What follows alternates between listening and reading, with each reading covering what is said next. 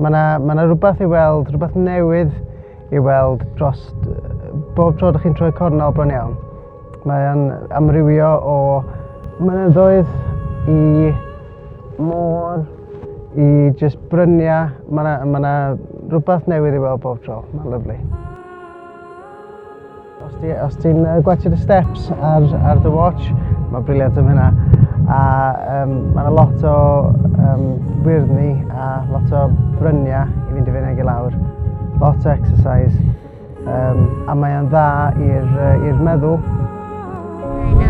Mae hwn yn lle lyflu ond ti'n gallu bod yn blino.